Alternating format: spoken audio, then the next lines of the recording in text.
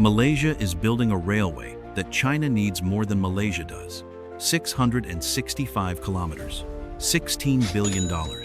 Straight through mountains, rivers, and jungle that have divided this country for decades. On paper, it solves a Malaysian problem connecting an industrial west coast with a slower, harder-to-reach east. But pull back from the map, this railway starts to point beyond Malaysia's borders toward a corridor China has been quietly assembling across Southeast Asia for years. Watch to the end, because this is not just a railway. It may be one of the clearest signs of how China is quietly redrawing the roots of trade, power, and influence across an entire region. China's Southern Rail Corridor. From above, the railway in Malaysia looks like a single line crossing one country. Zoom out from the Malaysian jungle, and a different picture starts to form. To the north, Chinese-built tracks already run into Laos, linking Kunming with Vientiane, giving one of Southeast Asia's most isolated countries a direct route into a wider regional market. Further south, Thailand is building the next major link. Beyond that sits Malaysia, a long strip of land pointing towards Singapore, one of Asia's most important trade hubs. Seen separately, these projects look local. Laos needed access. Thailand wanted faster movement through the region. Malaysia needed a way to close the gap between its industrial west and its slower east, but placed together on the same map, they begin to trace the outline of a new southern spine, a land route stretching from China's border toward the tip of Southeast Asia. For a region shaped for centuries by water, that matters enormously. Trade here has always moved through ports, sea lanes, and the Strait of Malacca. Goods flowed around the land because moving through it was slow, fragmented, and difficult. Rail does not replace the sea. The volumes are far too large for that. What it does is change the calculation. It gives every country along the route another option when roads are slow, when ports are crowded, when sea lanes become vulnerable. That is why Malaysia becomes so important in this story. It is where China's southern route meets one of the most strategically positioned geographies on Earth. And to understand why this section of track matters so much, we have to start with a problem hidden inside Malaysia's own map: Malaysia's hidden divide. To understand why Malaysia became so critical to China's rail strategy, start with a problem that geography created and economics made worse. From above, the country looks easy to cross. A long strip of land between the Strait of Malacca and the South China Sea, two coastlines, one national economy, a distance that seems small enough for roads and ports to pull everything together. But the economy does not follow the map. On the west coast, Malaysia moves at the speed of global trade. Kuala Lumpur anchors the country's economy. The Klang Valley alone generates more than 30% of its total output. Port Klang handles more than 13 million containers a year, making it one of the busiest ports in Southeast Asia. This is where the factories cluster, where containers enter global supply chains, where businesses choose to be because the logistics are fast, predictable, and competitive. Then the land begins to resist. Move east, and the picture changes almost immediately. Kelantan, Terengganu, and Pahang have coastline, resources, and their own ports. What they lack is the same fast access to Malaysia's industrial core. Between the two sides, the land rises into mountains, jungle, and rain. A shipment that looks simple from above becomes a slow crossing through terrain that was never designed for heavy freight at national scale. Trucks do not move straight across the country. They climb, turn, slow, and grind through routes where geography adds a hidden cost to every kilometer. That journey can take 12 to 15 hours by road. Over time, those hours become business decisions. A factory chooses the west because the port is closer. A warehouse follows the faster road. Investment gathers where logistics are easiest to predict.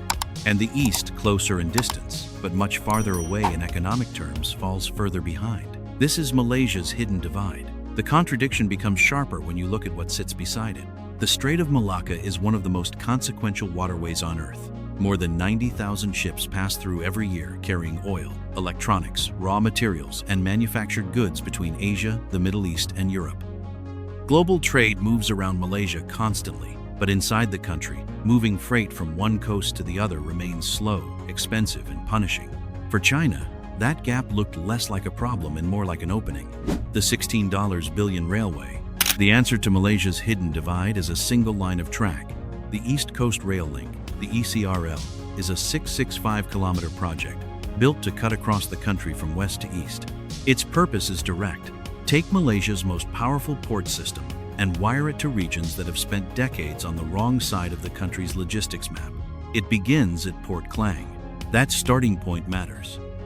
Port Klang is where Malaysia's industrial economy meets global shipping. Containers leave factories, enter the port, and move into supply chains stretching across 3 continents. From there, the line pushes inland through the Kuala Lumpur region, moving away from the country's strongest economic belt and toward the difficult center that has long slowed east-west movement. Then it reaches Kuantan on the South China Sea coast. That is the domestic logic linking west to east, port to port, industrial core to underconnected region. But the line keeps going. Further north, it extends toward Kota Baru, near Malaysia's border with Thailand. That final stretch changes the meaning of the entire project. Kota Baru is not simply the end of a Malaysian route. It faces the next country in China's southern chain. And at that point, the ECRL stops being a national transport project and starts being a strategic piece of something much larger. The technical design points in the same direction. Standard gauge track 1,435 mm wide gives the system the speed, stability, and load capacity needed for serious freight at regional scale. Passenger trains are planned at up to 160 km per hour. Freight services are designed to move millions of tons of cargo annually once the system is fully running. More than 20 stations are planned along the route, including cargo terminals and logistics hubs placed near industrial zones. Each station is an argument. Once the tracks exist, the East Coast stops being the wrong side of Malaysia's map. Factories have new reasons to look east.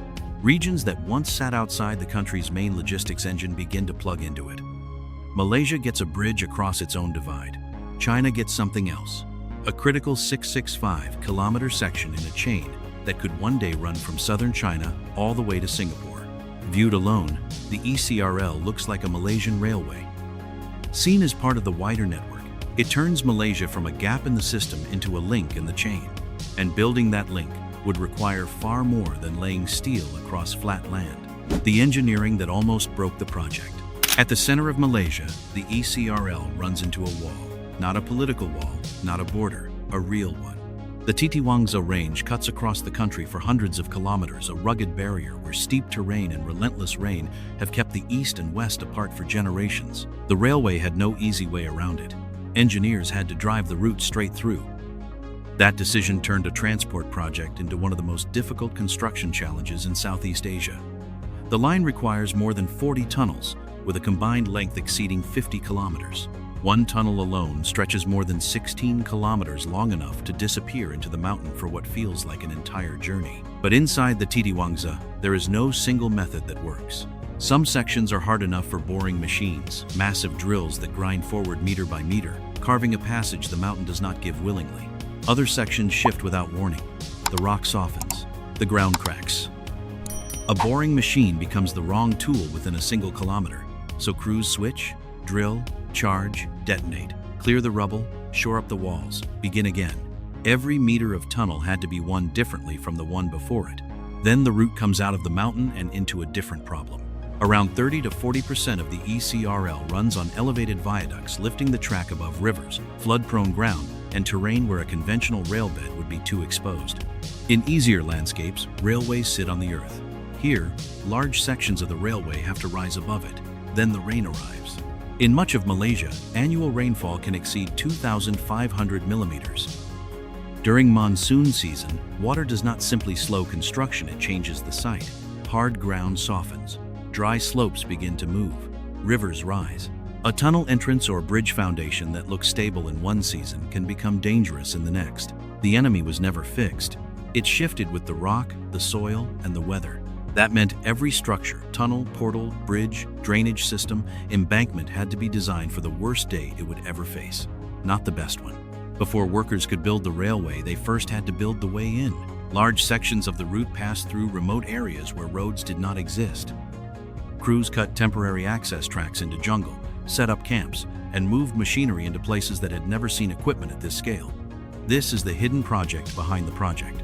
The railway people will eventually see is steel, stations, tunnels, and viaducts. The harder work is what disappears beneath it.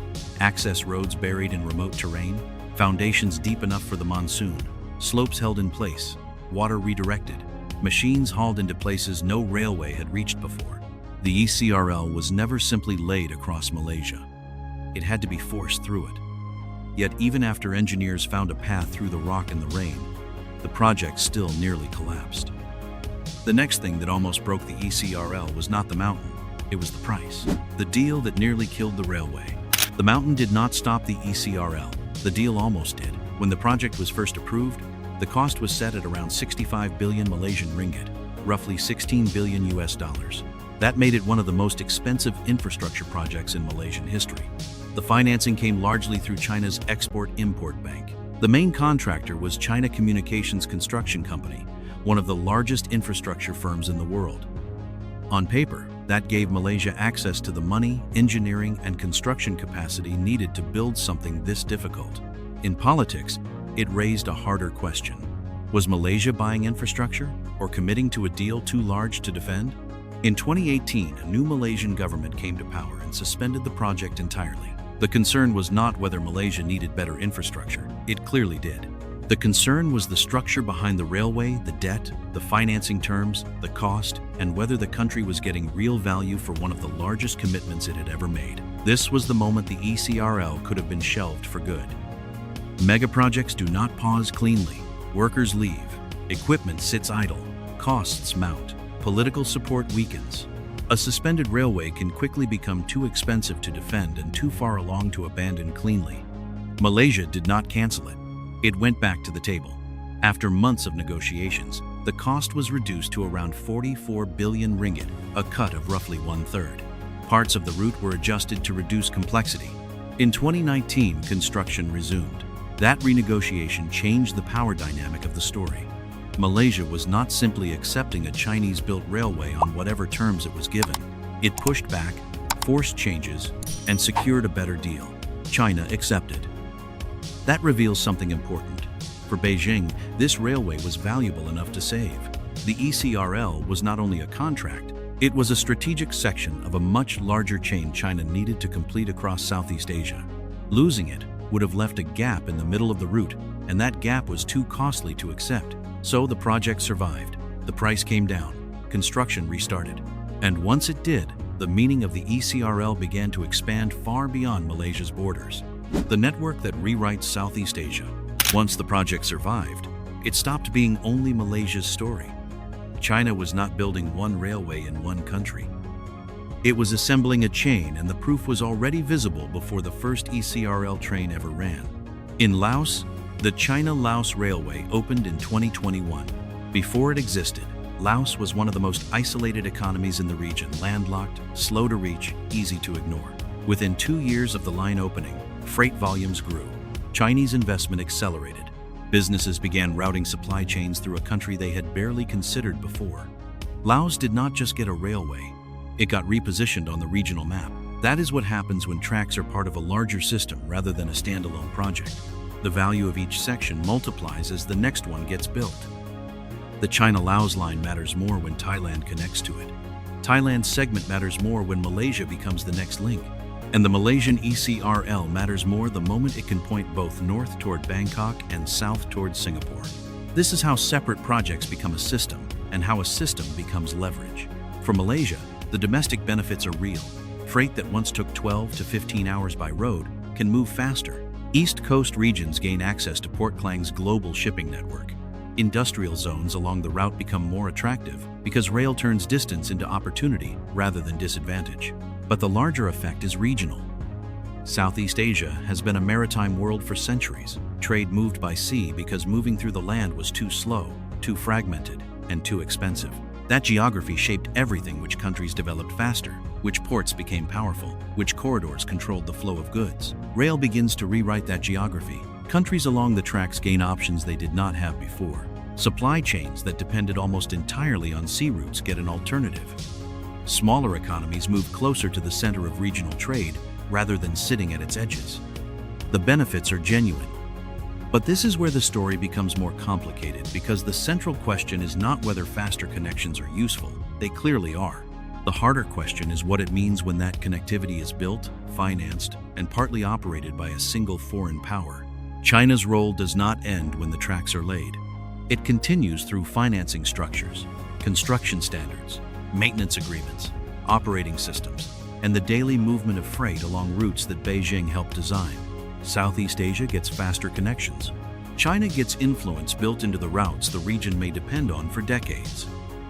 That is the trade-off sitting at the heart of this corridor, and it is a trade-off that no country along the route has fully resolved. The tracks are only the visible part.